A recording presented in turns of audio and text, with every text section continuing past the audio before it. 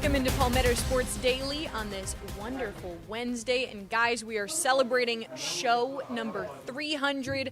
We don't have any balloons or cake or anything like that, but we are still very excited to be here nonetheless. Tegan Brown in Myrtle Beach, joined alongside Kevin in Charleston and Rick in Columbia. Guys, it was a big night in Conway last night with the Chants hosting Clemson Baseball, and it was a packed Palace, standing room only. It was difficult to get past people to get to my usual filming spot.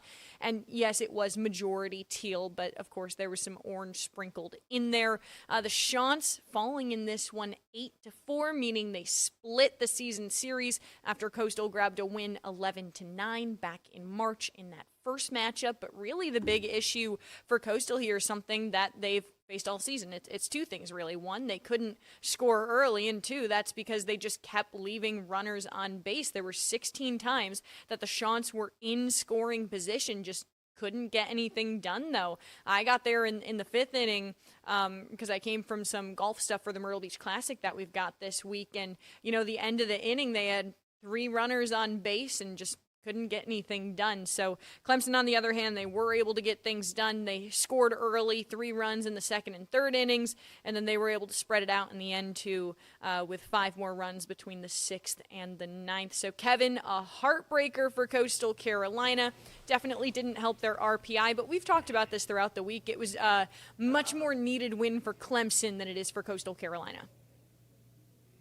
Yeah, and I think this is a big deal for Clemson, and we talked about this a little bit on Monday. I think the Tigers' margin for error is basically nothing at this point, but this one doesn't give them breathing room, but I think it keeps them alive, maybe keeps them on the respirator as far as getting to the NCAA tournament. I still think they would need to take at least 2 out of 3 this weekend against Florida State. They would need to beat USC Upstate next week in their midweek game. They need to sweep Virginia on the road the following week and then make some noise in the ACC tournament as well, maybe get 3 or 4 wins. But if they do all that, and that's a lot of ifs going over the course of the next couple of weeks, but I think if they do all that, then, Rick, their chances for the NCAA tournament are right there.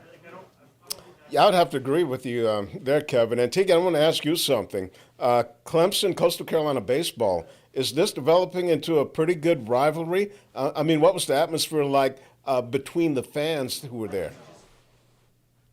Yeah, I mean, I think it's definitely a rivalry. Of course, there's the whole in-state aspect, and there's also the aspect that, you know, there are a lot of families throughout the state that one kid might go to Coastal, one might go to Clemson, one might go to South Carolina. So, you know, those in-house rivalries are a real thing. The environment, though, I mean, it was relatively calm for the majority of the time I was there, just because Coastal really wasn't able to get much done, but it was a ton of fun. I mean, it was a beautiful night in Conway, perfect weather for a baseball game. So, I mean, this is a series that's highly anticipated every single year. I think there were about 6,100 fans there last night. And like I said, the concourse was absolutely packed. So it's a great rivalry. It's great for the state just to see so many people come out to that, Kevin. Yeah, and while thousands upon thousands were in Conway last night watching the Tigers and Coastal, we had dozens upon dozens watching the College of Charleston go up the road to take on Charleston Southern last night. Good victory for Charleston Southern at home as they pick up a 9-6 win over the Cougars. Ethan Reeder knocked in a couple of runs for CSU to put them back in the win column. And for CSU, you know, really no momentum coming into this one because they had just taken a week off for exams. So for them to bounce right back and get a victory over the College of Charleston, who had a little bit of momentum themselves. They went on the road last weekend, took 2 out of 3 against UNC Wilmington, probably their biggest rival in the CAA, put them squarely in 3rd place in that division, in the South Division of the CAA. So for CSU to come home, like I said, after a little bit of a layoff and get a victory over the College of Charleston as they get ready for their final road series of the weekend, this coming weekend, big deal for the Bucks as they get ready to wind down this part of the regular season with the Big South Tournament just around the corner. We're going to take a break here on Palmetto Sports Daily. We'll have more right after this.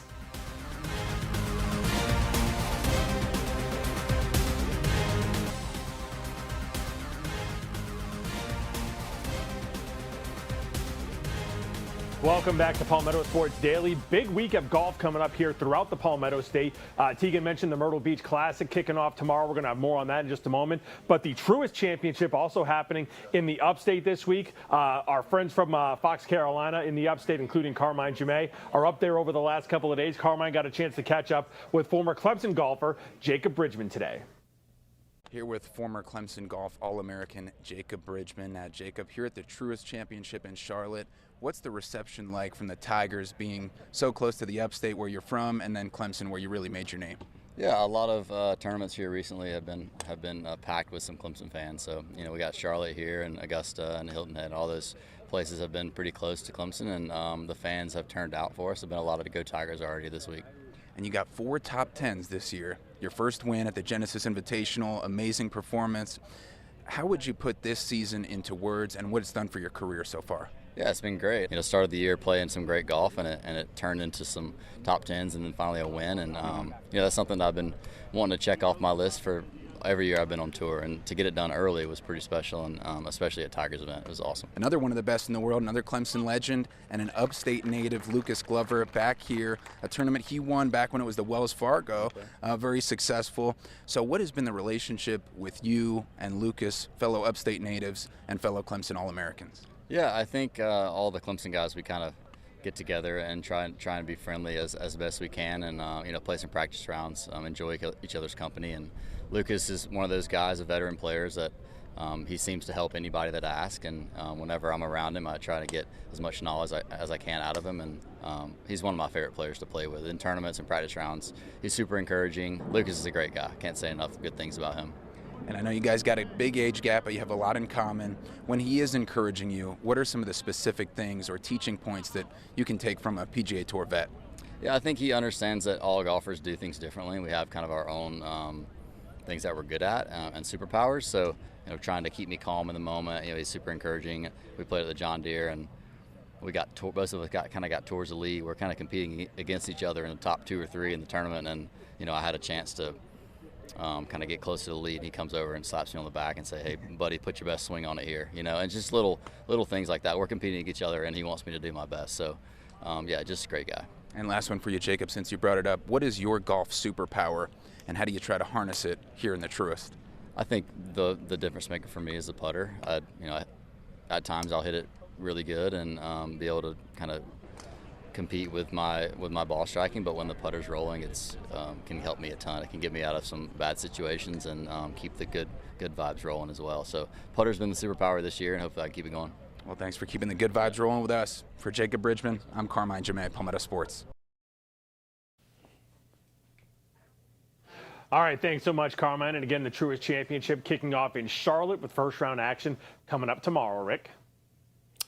That tournament has been pretty good for Clemson golfers. When Lucas Glover won it, he won in a playoff against one of his former Clemson teammates, Jonathan Byrd. So that was a special moment for Clemson golf. So good luck to Jacob this week up there in the Queen City. Tegan?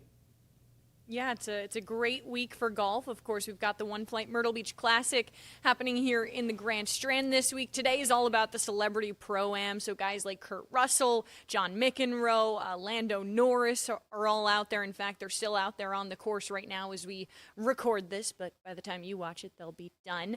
But, it's an exciting week. There were plenty of spectators out there this morning. I walked around the course, got a feel for it. It's a beautiful day out there for some golf, and, some of the names this year are a little bit bigger than they have been in the past. Brooks Koepka, for instance, of course, the 5-time major champion, former world #1. He's competing because he kind of has to start over on the PGA Tour after leaving LIV, making his return to PGA. He's kind of got to pay his dues, and that's something he talked about this morning. He's definitely come to accept it, even though it hasn't been easy. And while he was hoping to be at a little bit higher of a spot on the tour right now, play some different events, he is dealing with it how he can. Listen, it's the way I look at it is I'm itching to get in.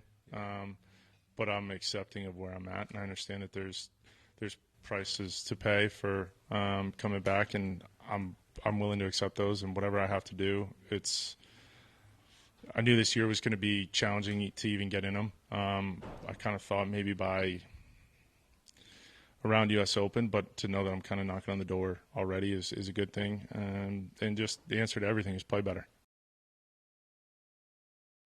Yeah, and hopefully he can do some of that out there. Also, some of the golfers this morning just chatting about really what they've noticed on the course, guys. For Brooks, the thing that stood out to him were some of the par fives and also just the difficulty of the course itself. He said with the wind tomorrow, that'll probably be a major issue, especially on those 6th, 7th, 8th, and 9th holes. And then Ryan Ruffles, the winner of the Q, that YouTuber golf competition, to him, just how long the courses really stood out. But if we're talking about golf superpowers, as Carmine says, he says he's really good with his driver. He really tends to lean on that. So for him, this is a course where he feels really comfortable. And then I know we had the video up a second ago, but yes, Kurt Russell was out there, and one of our reporters shook his hand, and she was very, very excited. Yeah, look, there he is. He was very nice, taking some pictures with some folks, shook our reporter Catherine's hand, and she was very, very excited. You know, the whole I'm never going to wash this hand again, but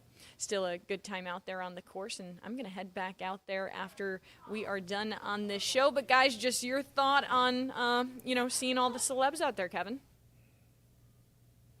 Yeah, it feels like this is a really big week for the Myrtle Beach Classic and a chance to kind of up their profile a little bit. And Brooks Koepka being there is a big reason why. I don't know that they're going to get too many chances to have high-profile players like this attend the tournament with another PGA event, especially going on right up the road in Charlotte as well. So for them to get a guy like this, they really have to capitalize on that this week. And the star power they got today with Lando Norris and Kurt Russell, like you were talking about, that's a big deal for them, Rick. Tegan, I'm glad you told us that was Kurt Russell because I didn't have any idea with the long gray hair. I'm like, who is that guy? But Tegan, it's got to be great for the tournament and the ticket sales too to have someone like Brooks Koepka, a major star in the golf world. So I imagine the gallery following him around should be pretty large. So what's the excitement level among golf fans? Yeah, I mean, I got to chat with some of the spectators out there this morning. I think there's a lot more anticipation around this year than the last 2 years because of those big names. One, Brooks Koepka, and then also that YouTuber aspect. Having Ryan Ruffles out there is another one. And then another cool story in this tournament is Blades Brown. He was 16 years old when he competed in the very first edition of this tournament 2 years ago. He's back. He's 18 years old. I think he'll have a really big gathering following him. I think Brooks will probably be the biggest if I had to guess, but the weather was a little bit of a factor last year too, where just not as many people came out because they didn't want to deal with all the rainstorms and thunders that our team inevitably had to deal with as we tried to go live out there. But I mean, today it's a perfect day out there for it. Rick, how did you not recognize Kurt Russell as soon as he came on? Were you not watching the Madison on Paramount Plus the last few weeks? No, I was not. When I think I think of the younger Kurt Russell, he's looking like I don't know. His next role could be Santa. He's already played Santa. He's in the Christmas Chronicles. In that's the one thing I recognize him from. Yeah, that's like if I had to say what I know Kurt Russell from, it's genuinely the Christmas Chronicles. Yeah, well now he doesn't need that much makeup. He can just go au naturel. Wow. Wow, we're not bashing Kurt Russell here. We promise we're very nice, and he was very nice to people today. I like Kurt Russell. We're also he's just looking a little different these days. Well, I think things will look a little bit different on the other side of this break. We're switching topics, but we'll be right back.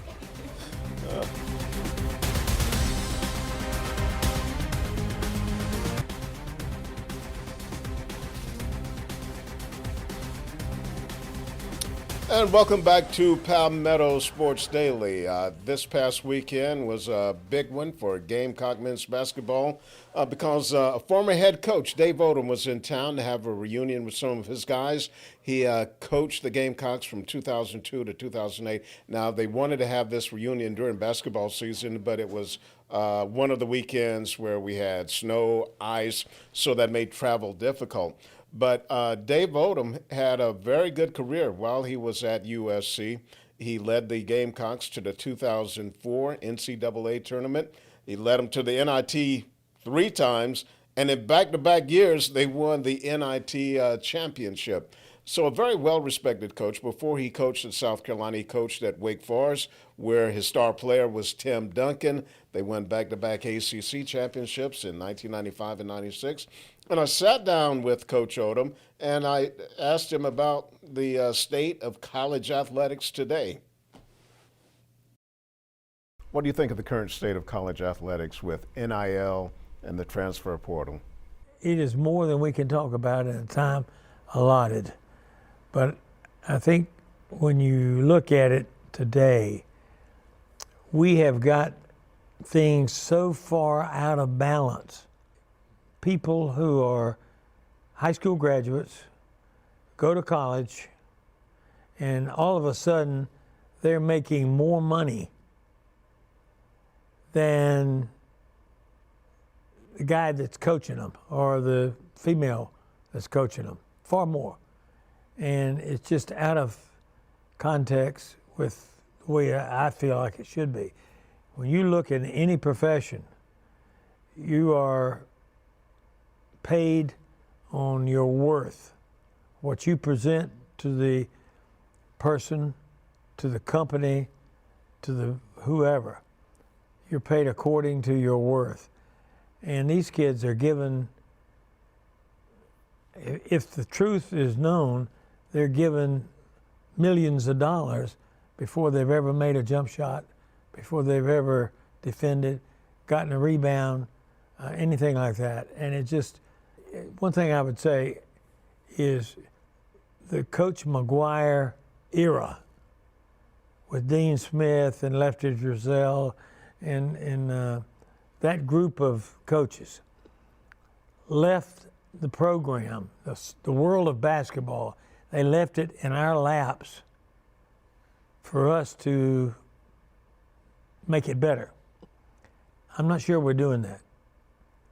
I think our generation, my generation, we've kind of let that go. And I think we have to take responsibility. I don't think it's all our responsibility, but I think presidents and ADs, faculty reps across the country have got to take responsibility there as well. Now, Dave Odom, one of the nicest people I've dealt with during my career, and his son Ryan Odom is now the head men's basketball coach at University of Virginia, and Dave Odom himself also coached at Virginia as an assistant coach. So he makes some pretty good points there about NIL and the transfer portal, and hey, I respect his viewpoint a whole lot. Kevin? Yeah, I do as well. He did a lot of good for this Gamecocks program, but I feel like he's got that mentality that a lot of coaches from the, eras before now kind of have, which is, the players are worth what they, might not be worth what they get paid. But, and kind of the opposite side of that is, a player, like he said, before he even plays a game, might get a couple $1 million. But the thing is, somebody else, if you don't give him that, some other school is going to give him that. So you're worth what someone else is willing to give you. So I think these guys all earn the money they get, from the start, whether they make a shot or not. If somebody is willing to give you that money to go out and try to play, then that's what you're worth, Tegan. Yeah, I mean, the entire world of college athletics has changed, and I remember the former football coach here, Tim Beck, a couple of years ago, we were talking to him all about NIL, and he was just saying, a lot of these athletes, they look for those opportunities with those big dollar signs, but they don't always think about if they truly do deserve them or if they're going to be able to get them if they leave the school. The whole grass is not greener on the other side, but it really is cool to hear Coach Odom's perspective and to learn a little bit about him, because I don't know much about him. I've only been in the state for a few years, so it's really cool to hear such seasoned coaches and wise coaches talk about it, Rick. Yeah, Coach Odom is 83 years old now, and the mind's still sharp. All right, that's going to do it for this segment of Palmetto Sports Daily. We're going to take a timeout, and we'll be right back.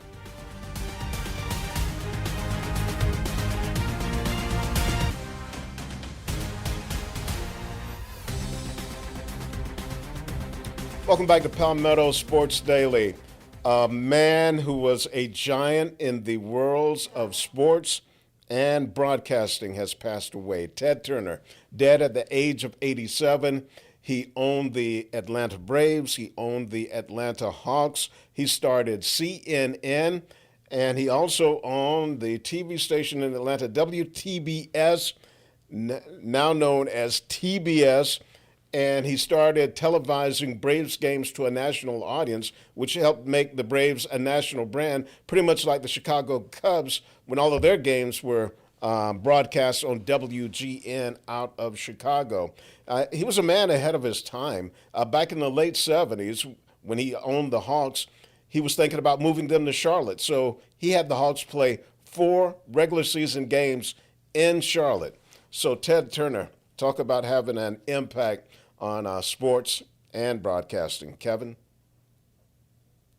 Probably one of the top 3 most important people we've had in this country when you're talking about broadcasting, just because of what he did to kind of set off the cable revolution, is talking about starting CNN and then going with TBS and TNT and then taking his Braves franchise and making it a national power. You know, you put the Braves on the same level as the Dodgers and the Cubs and the Red Sox and the Yankees now because of what he did, putting the Braves on TBS. And that was the only team anyone in the country could watch at any time if you had cable because of TBS. So just a huge move for him. Also owned the Atlanta Thrashers, owned World Championship Wrestling. So just a huge mogul in sports and entertainment, like you said. And don't forget, one time, I didn't know this until I saw it on Twitter earlier today, actually managed the Braves for one game back in 1977 as well, Tegan.